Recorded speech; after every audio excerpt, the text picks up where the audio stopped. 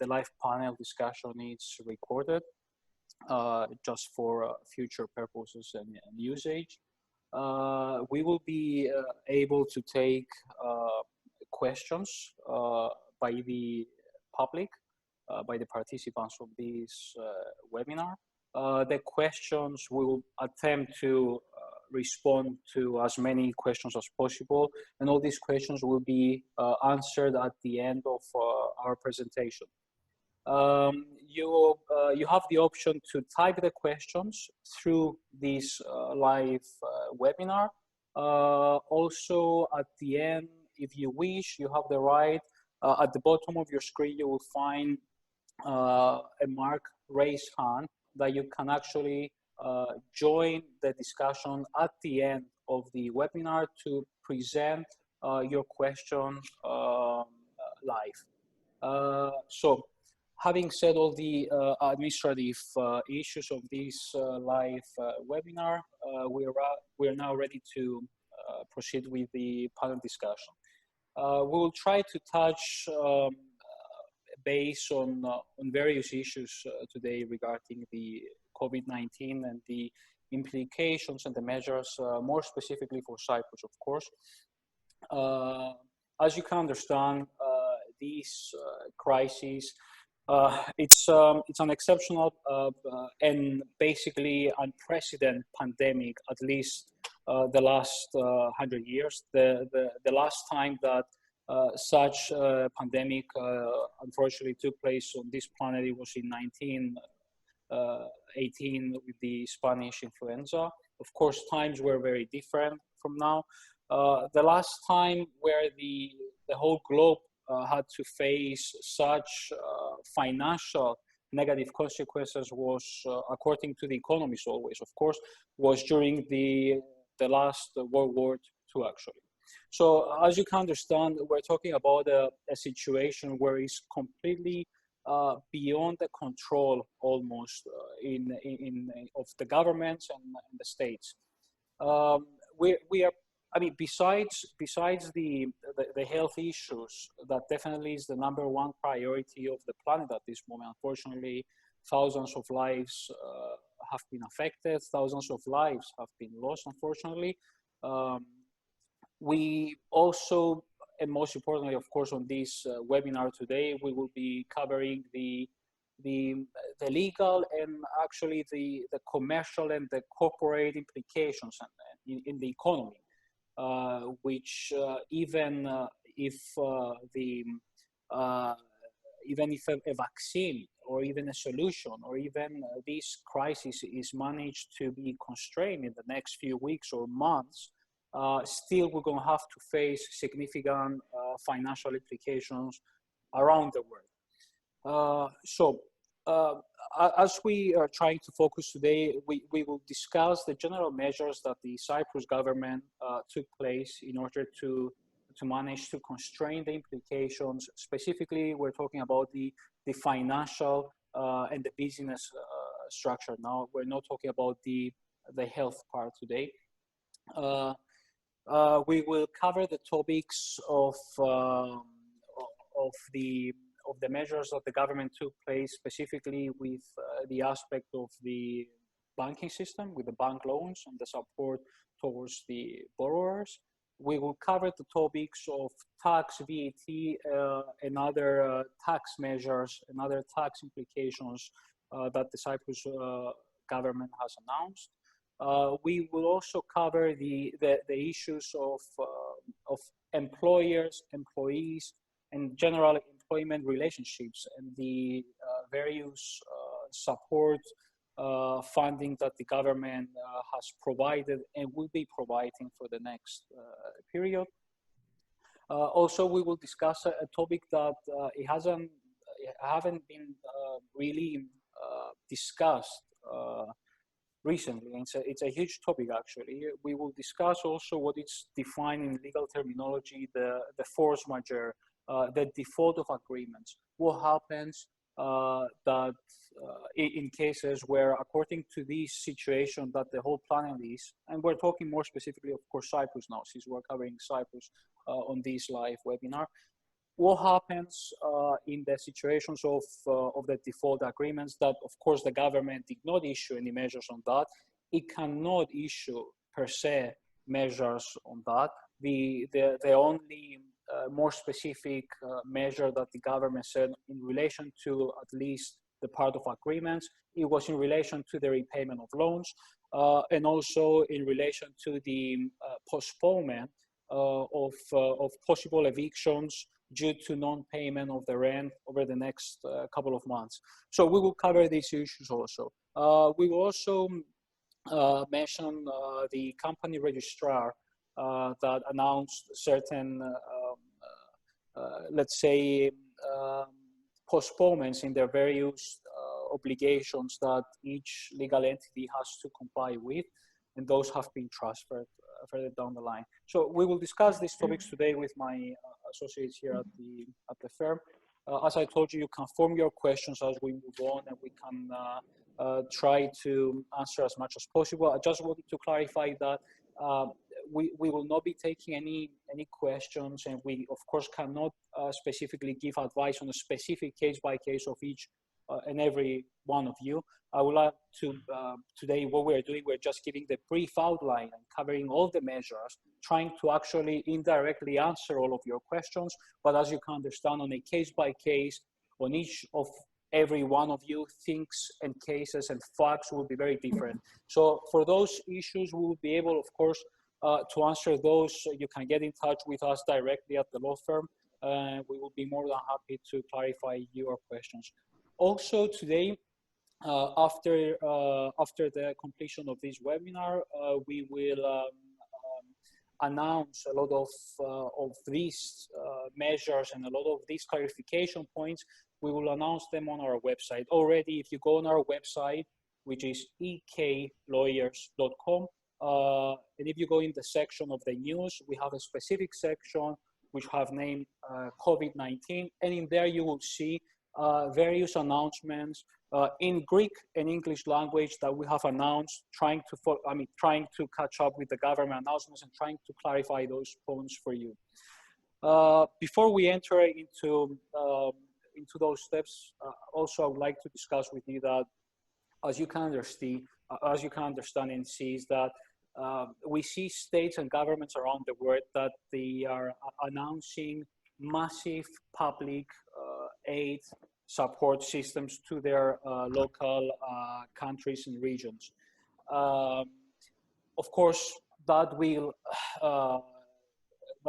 need to be evaluated very carefully, because as you can understand, in the long run, of course, everybody's acting for the short run at the moment to try to assist the citizens of each country, the people, and the healthcare systems, of course, and all the businesses of the world. Of course, we will need to consider that all these countries and the states will need to increase their net borrowing. And then we need to consider very carefully what will bring us the next stage of this net borrowing, because we are talking about billions and almost $1 trillion of public funding in Europe. In the USA, of course, we're talking about different numbers. Definitely it's going to reach over the $1 trillion, the support scheme. The European Central Bank already on the 18th of March, it already announced a 750 billion bond buying program, which is named Pandemic Emergency Purchase Program, where European governments and companies will be able to purchase those bonds, and basically European Central Bank would then fund the local governments to try to assist in this economy. A lot of economists definitely suggest that, and I personally will agree that, and whatever we say today, of course, it's our personal opinion. A lot of economists, what they suggest is that we will see a very hard hit on the economy actually around the world. And over the next 6 to 12 months, we will see a very deep recession. No matter what measures will be implemented by any government around the world, and let's focus also in Cyprus, it's the harsh truth that we will go through a recession. Now, the important thing is how ready are we to go through this recession, to come out of this recession, because of course every recession has its finish line. So it's a matter of how well prepared we are, what weapons we have as governments, as local governments, and definitely as businesses and enterprises around the world. So the more prepared you are, the better you're going to be able to come out of this recession that probably is going to take up to a year to come out of this. Also, having said that, in every crisis, there is always an opportunity. So businesses in Cyprus, let's focus on Cyprus, of course, will need to evaluate their procedures. They will need to adjust to the new era of things that are coming. We're definitely talking about a new day that things will basically change completely the way that we work. Remote systems, the whole operational structures, restructures.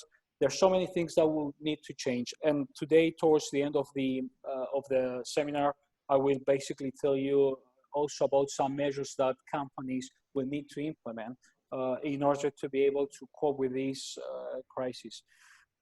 Regarding the lockdown also and the shutdown, again, according to economists around the world, and we're always referring to reliable sources and specific individual people that are professionals on that industry, it is estimated that any lockdown and shutdown of businesses that will take more than 11 weeks, it will not be any sustainable strategy. Therefore, the Cyprus government, and this is something that we have seen over the last few days actually, it's a time where we have to think about the next day, and it's a time that we need to discuss what's the plan after, because of course you cannot keep a business shut or working with remote systems constantly, because you need to come out of that as soon as possible. The soon as possible we'll come out of that lockdown, the business will start working, and it's a very fine line. It's a very tricky part, because if you just enable certain businesses to get out of the lockdown, those businesses definitely and inevitably they depend and they work with other businesses that they might be under the lockdown situation. So the government in Cyprus, they will have to definitely find the right formula, and the very careful formula that over the next weeks and months that the lockdown will be gradually, and definitely we're talking about a gradual release of the lockdown measures, to be very careful how we're going to do that in order for the businesses not to be affected even more. A very satisfying news, of course, 2 days ago, the Cyprus government proceeded with the issuance of government bonds. They have managed to obtain 1.75 billion euros in liquidity. That liquidity, of course, it will help the current situation that we're going through now, in order for the government to be able to support all the businesses with the various measures that we will discuss today. So the Cyprus government has actually proceeded with very strong and very careful measures so far. Of course, we're just in the beginning, towards the middle of this whole crisis in Cyprus, so we need to be very careful, and we need to plan ahead very careful everything what we're doing as a business, in any sector and industry. So now I'm going to proceed. I'm going to have my associate, Mrs. Elena Christofi. She will go through the measures that the Cyprus government has took in relation to the banking system. Elena? Okay. Hello, Michalis. Hello, everyone.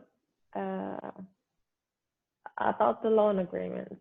So the Minister of Finance, based on the decision of the Council of Ministers and after the consent of the Central Bank, exercising the powers vested by him by Article 5 of the Emergency Suspension Measures by the Financial Institutions and Supervisory Authorities Law of 2020, issued an emergency measure about the bank loans. This emergency measure entered into force from the issuance date of it on the 30th of March 2020, and it's going to last until the end of the year. This decree provides that the obligation of payment of installments, including interest on credit facilities granted or managed by financial institutions, is going to be suspended. The said suspension payment of installments applies to person and legal entities governed by the public law, self-employed individuals, and enterprises that did not delay the payment of the installments beyond 30 days, meaning that they were clean by the 29th of February 2020, but they're really facing financial difficulties as a result of the impact of the pandemic. Indeed, this suspension is applicable from the date of issuance, provided that the beneficiaries of the bank loans will send a writing of any kind, email, mail, or fax to the financial institution their expression of interest. You can find more details on the matter and the form included in our website, or you may contact us to assist you with the procedure of it. The most important point of this decree is that the financial institution is not entitled to reject the expression of interest by any individual, excluding the cases where the individual concerned does not meet the criterion of non-existing delays beyond 30 days, and of course, he has submitted the expression of his interest. With this decree, it was implied that the interest for which the payment period is going to be suspended will be added to the remaining balance of the loan at the date of the expiry of the decree, and the sum of the capital installments and interest payments, of course, which are about to be suspended, will not be constituted immediately due unless otherwise agreed between the beneficiary and the financial institution. Despite the above, the terms of the existing loan agreements, excluding the repayment condition, as well as all the relevant documents, will be applicable during the suspension period and also after the termination of it. This means that on the day of the expiry of the said measure, the payment of installments and interest shall resume, and the repayment period shall be just deemed automatically extended as required until the further payment and until the full and final repayment of the capital and interest. The sole purpose of this decree is to provide cash flow to the beneficiaries. Therefore, in case the borrower or each one of you has the cash flow and is lucky enough not to be affected by coronavirus and is able to do so, is able to pay any amount of the repayment of installments or interest according to the agreement, but you only need to inform the financial institution accordingly. This means that the failure of pay such installments during the suspension period, and if you experience your interest, does not constitute in any manner breach of the terms of the contract between the beneficiary and the financial institution.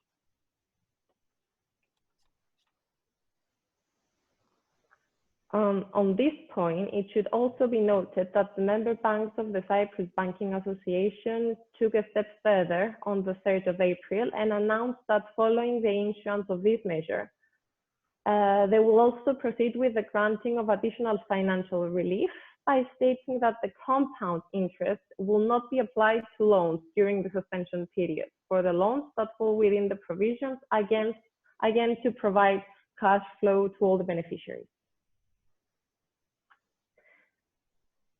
In relation now to the general healthcare system, known as GESI, the Ministry of Finance issued another decree of the non-contribution to the additional taxation that was about to take place on the 31st of March 2020 and until the 31st of May 2020 from all the employees, employers, and the government as well, for the enhancement of the healthcare services and for the control of the virus and for the non-negative impact of the income of the employees and enterprises.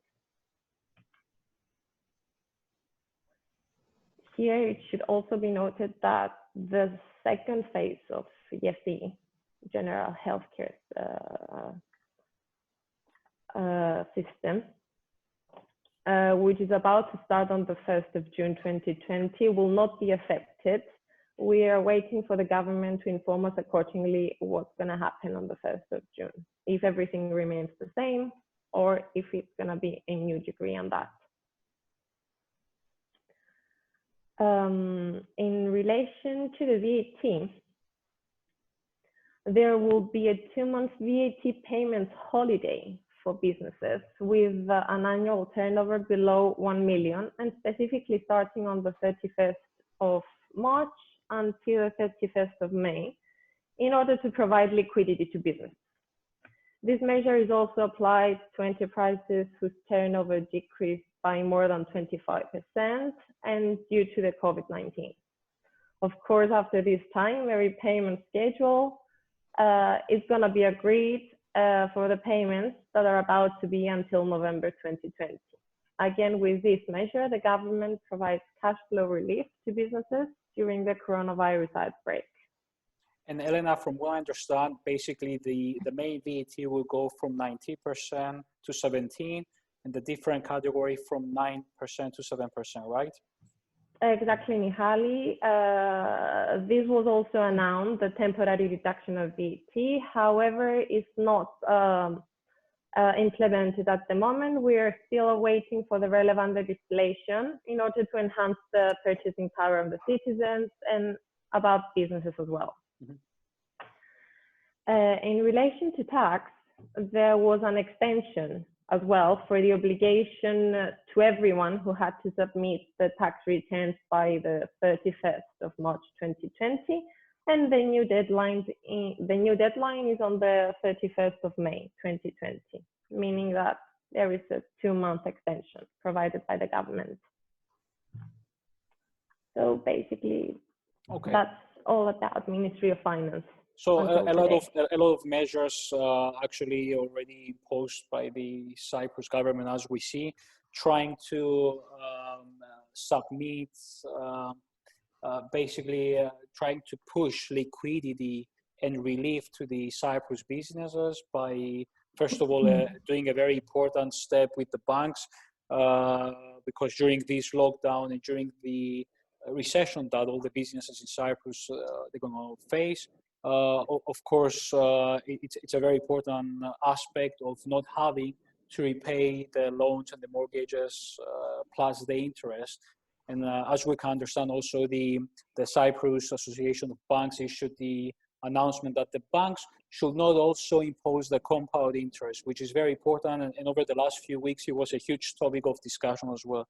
So thank you, Elena, for that. So now we will also discuss and move on to the very huge discussion over the last few days, actually, which is the employment measures, possible dismissals, and the rights of employers, the rights of employees, and how does it work with the government funding of those operations and the employees. For this topic, Mrs. Louiza, you will evaluate more on that topic. Louiza?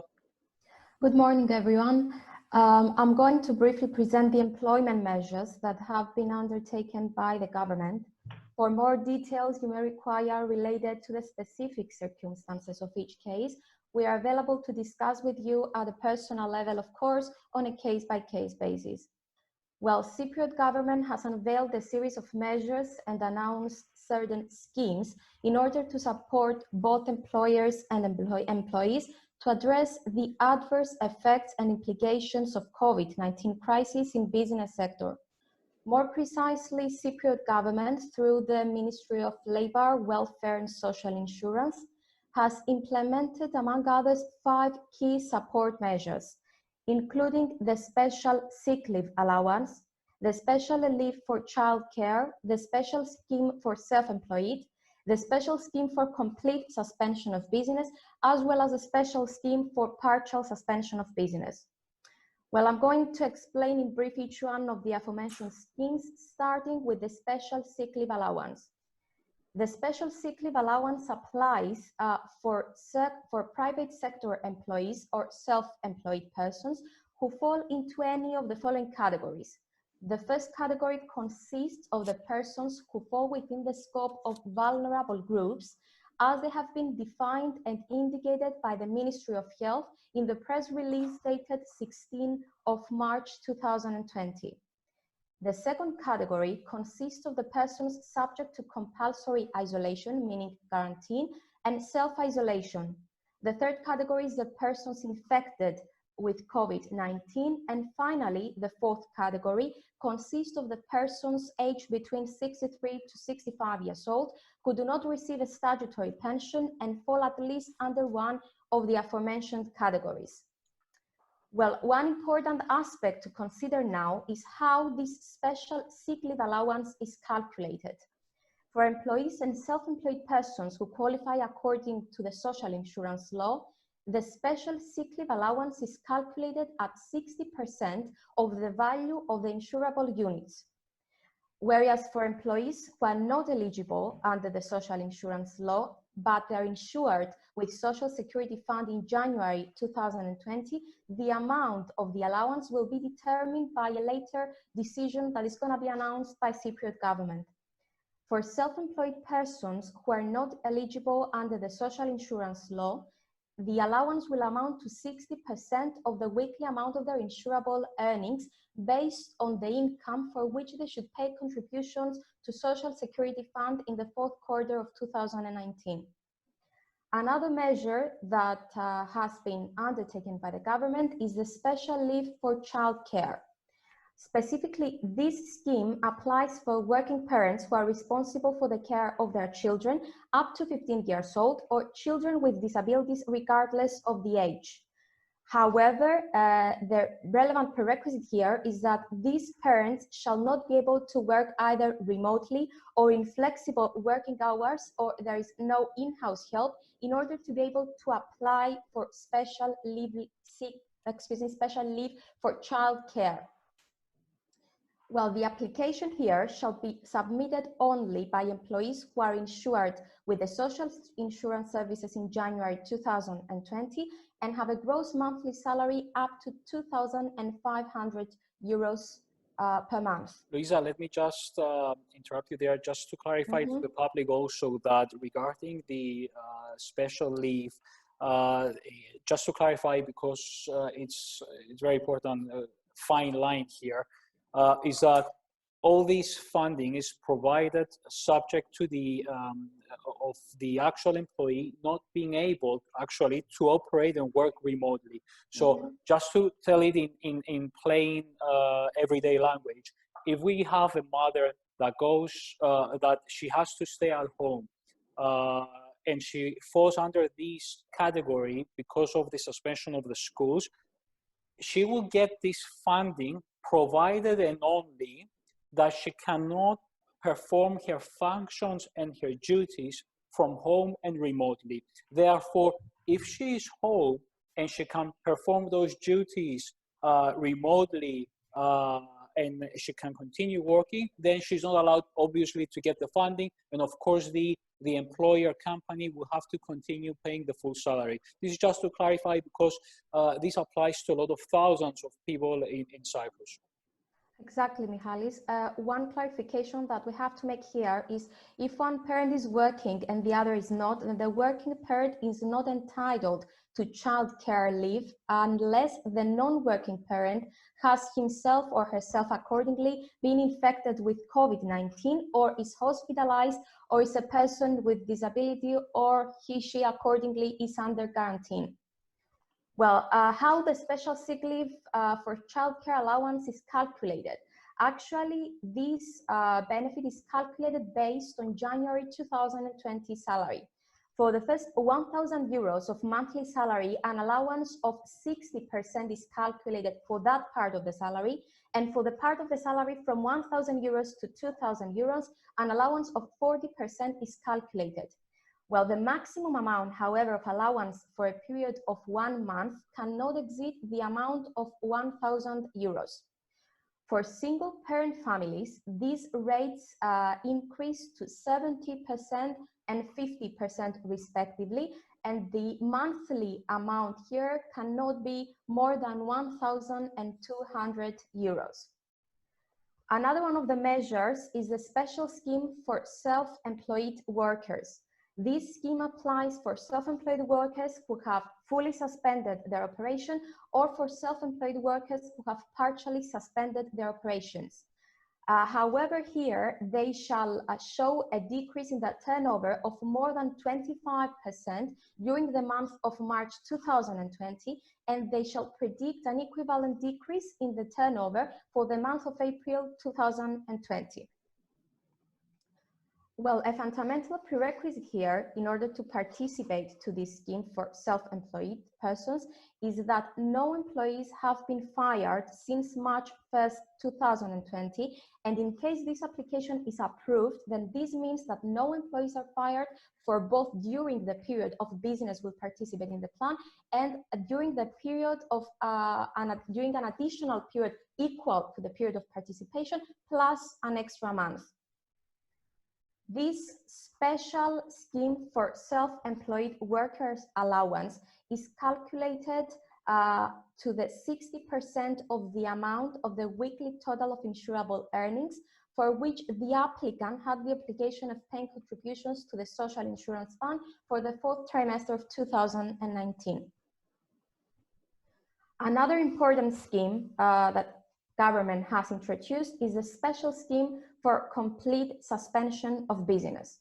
This scheme is applicable for businesses. Here we mean both legal entities or natural persons who have completely suspended their operations. For businesses employing more than 9 employees, the benefit will be paid to 90% of employees, whereas for business employing up to 9 employees, the special unemployment benefit may be paid to all employees irrespective of their status. The specific benefit is calculated for employees who qualify under social insurance law at a 60% rate of the value of their insurable units, whereas for employees who are not eligible under the social insurance law, the amount of the allowance will be determined by the government by a later decision, which will be announced accordingly. Also, we have to briefly explain the special scheme for partial suspension of business. As I mentioned before, this applies for businesses, both legal entities or natural persons who have partially suspended their operation and they have a turnover decline greater than 25% in March of 2020, and they are projecting a corresponding drop in turnover for April 2020 as well. How does it work? The businesses employing up to 50 employees must declare a 75% of their total number of employees. Businesses employing more than 50 employees must declare 60% of their total number of employees. And for businesses employing more than 2 employees, the special unemployment benefit may not be paid to managing shareholders, partners holding more than 20% of the shares. Of course, during the period for which the special unemployment benefits are to be paid, the employers are going to be relieved of their obligations to pay salaries to their employees. And of course, each application shall be examined on a case-by-case basis, depending on the special circumstances of each case. As per the measures that have been announced yesterday by the government, these plans have been extended, the implementation of these plans has been extended until 12th of June 2020. In addition, a 4-month period has been set after the 12th of June, where the support of both employees and businesses will continue depending on the resumption of economic activity of each company respectively.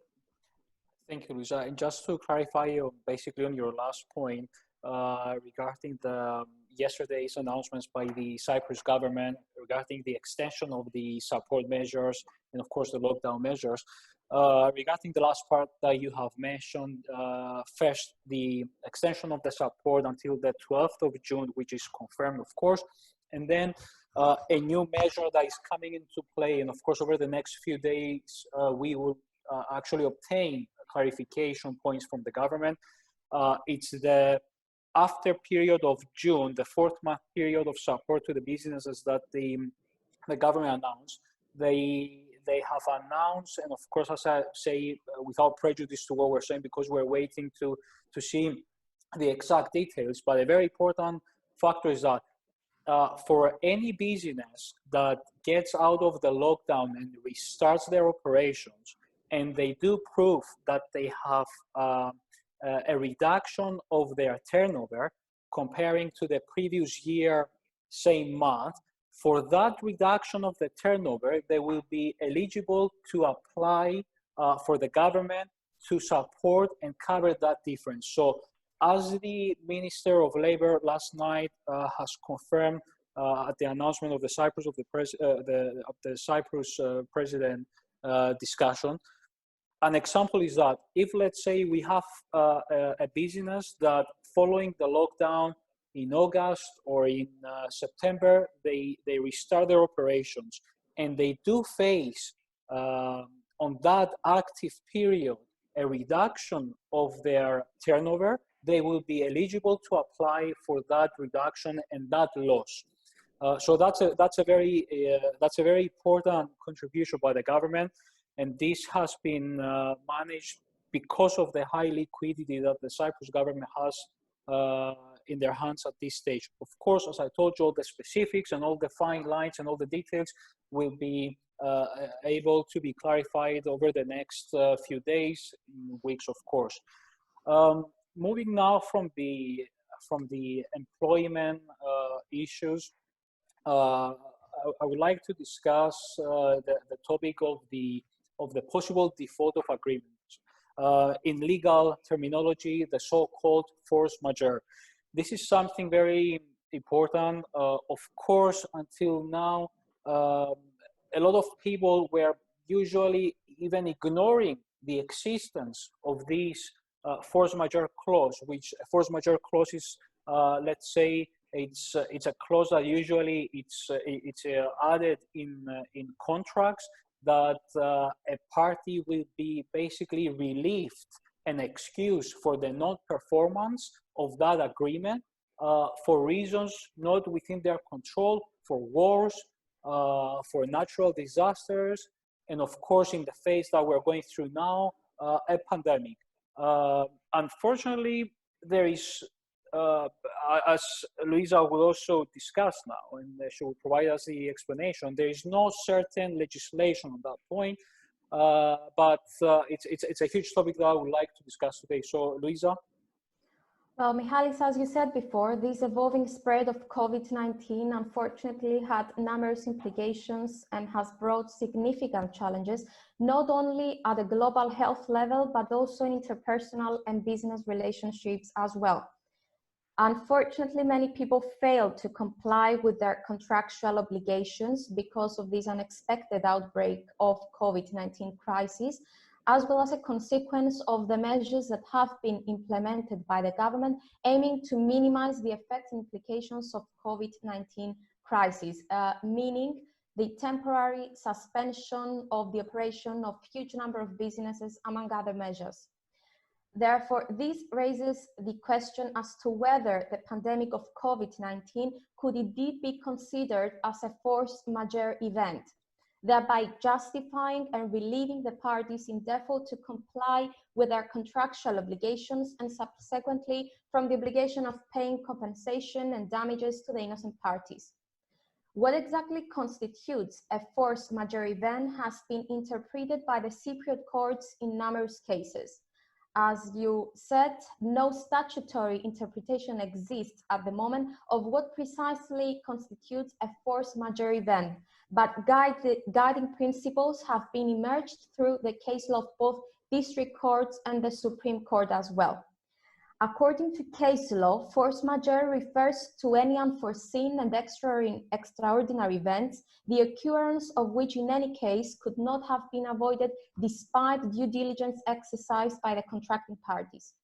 The purpose here of a force majeure clause actually is to safeguard and protect the rights of the contracting parties, namely to exempt them from fulfilling their contractual obligations under unforeseen circumstances which in no way fall within their sphere of control. Nevertheless, a simple reference to force majeure does not necessarily provide certainty as to what this clause intends to cover. It is understood that whether or not an incident constitutes an act of force majeure is based on the special circumstances on each case on the respective agreement that has been made between the contracting parties, and in particular on the precise drafting of the relevant contractual clauses. So we have to be very careful when drafting force majeure clauses in order to provide them and draft them as clearly and precisely as possible. It is also worth mentioning that in the absence of a force majeure clause, the party in default may possibly rely on the common law doctrine of frustration. However, of course, this depends on the special circumstances of each case accordingly. Regarding the tenancy agreement here, we have to say that the cabinet approved a bill suspending and freezing all court proceedings and the execution of any eviction court orders or decisions based on non-payment of rents until 31st of May 2020. So whether or not COVID-19 pandemic could be deemed as a force majeure event shall be examined on a case-by-case basis in order to be fully aware of the factual background of each case and be able to advise our clients accordingly.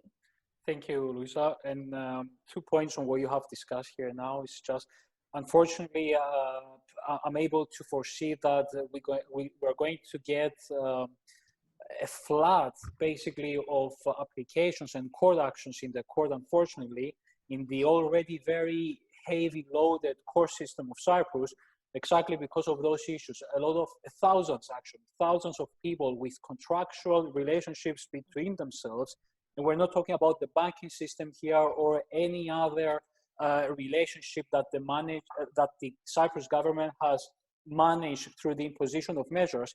We foresee definitely, and without a doubt, if there were no force majeure clauses in their agreements, which unfortunately in the majority of the agreements in Cyprus, this was the practice by a lot of people. They never included such measures.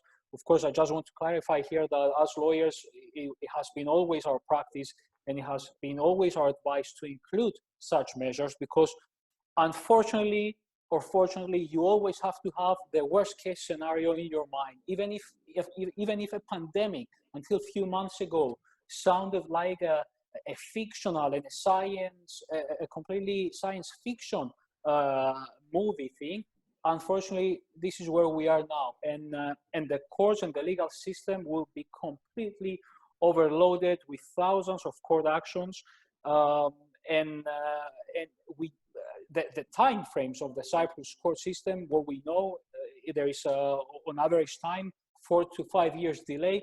You cannot understand where we're gonna find ourselves into regarding the frustrations or the non-execution of these agreements.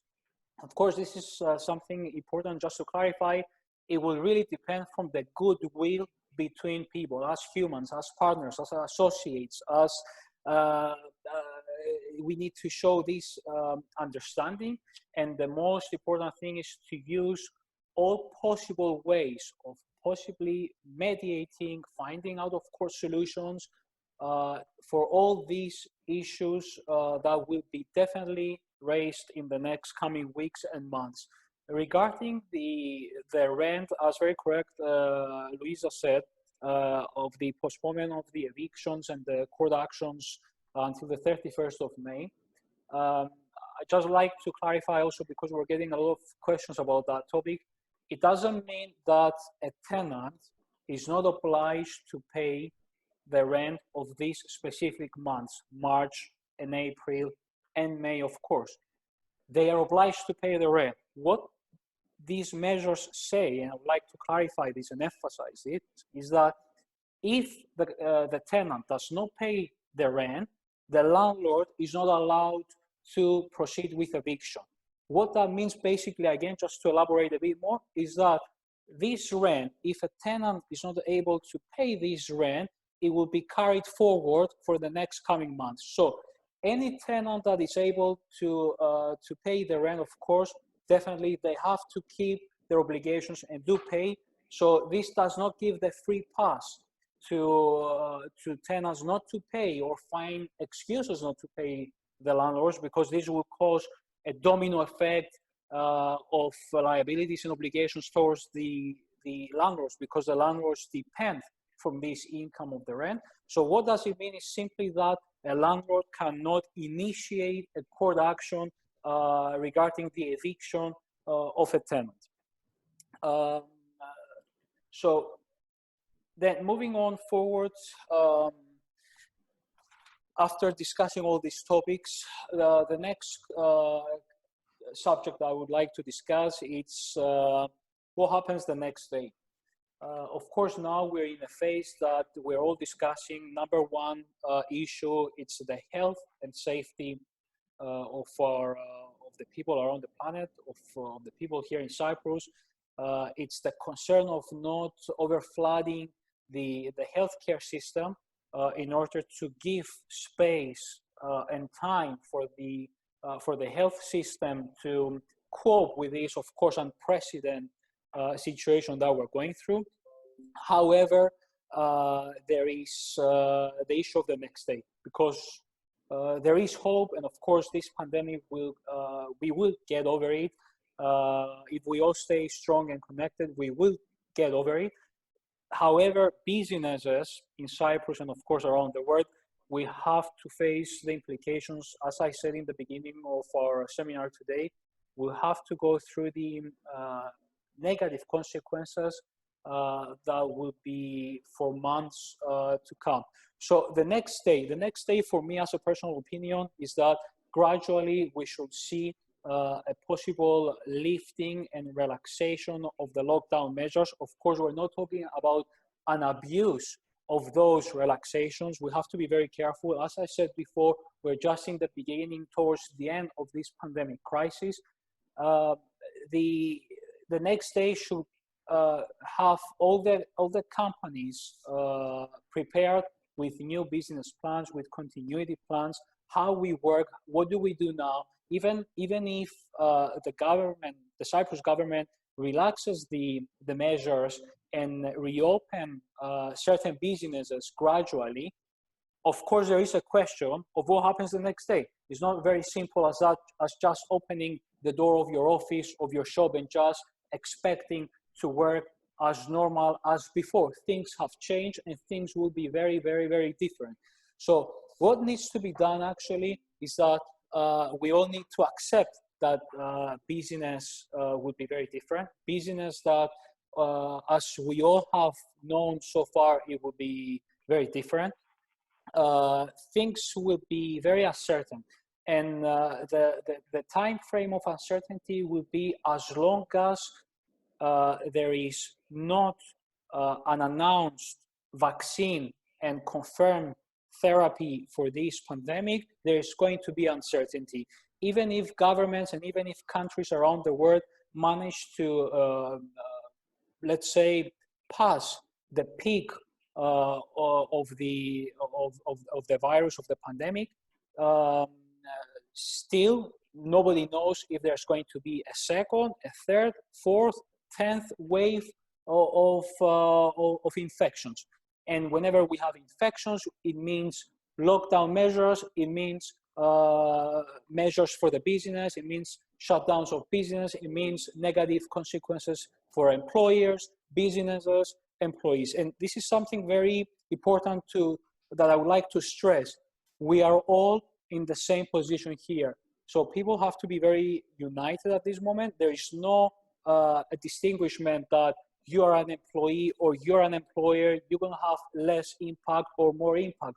We all going to face the same impact in our lives, in our daily lives, and of course, in our pockets of the businesses and individuals.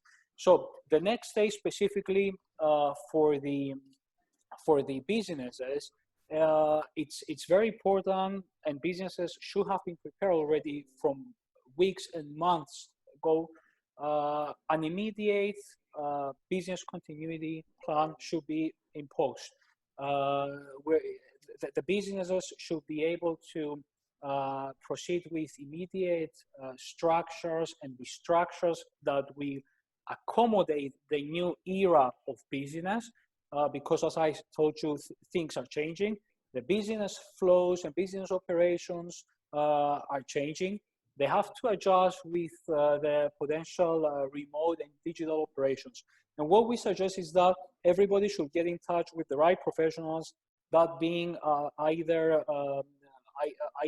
audit and accounting firms or law firms, that they will be able to have the expertise that they offer these services.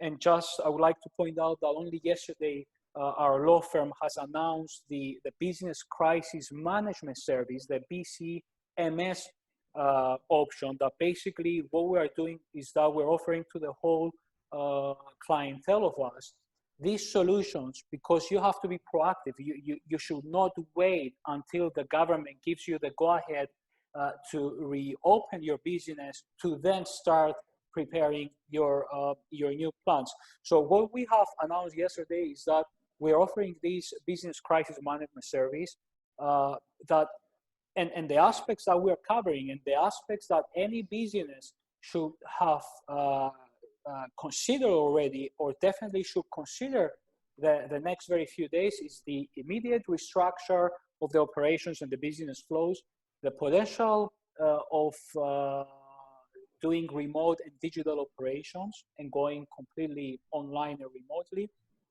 legal conformities and responsibilities and obligations towards the government through the new measures that they have been announced. Of course, there have been so many new measures announced that we all need to be making sure that we are complying and we're keeping on the same line with the measures of the government. Definitely do a plan of the employment relationships within the company. The commercial agreement options, as we discussed earlier today, what happens with the agreements that are going to be in default or are already in default. We need to start discussing these issues, get in touch with the companies that are dealing with rental tenants and so on. Get in touch with your tenants, get in touch with your landlords to start discussing that relationship. These are all things that we advise you definitely, and of course on a case by case, we will be able to advise you even at the personal level, but these are topics that you definitely need to start considering from now. The tax and the financial implications in your business, absolutely you need to discuss and evaluate your possible reputation in the market, because you're going to have to work in a new era of things. You have to be able to cope with these changes. Therefore, your reputation will be affected if you're not able to cope. Get in touch with your clients. Do a risk assessment. Definitely a risk assessment and planning. Absolutely, you need to discuss the most important thing is the business continuity plan. That business continuity plan has to be a very dynamic plan.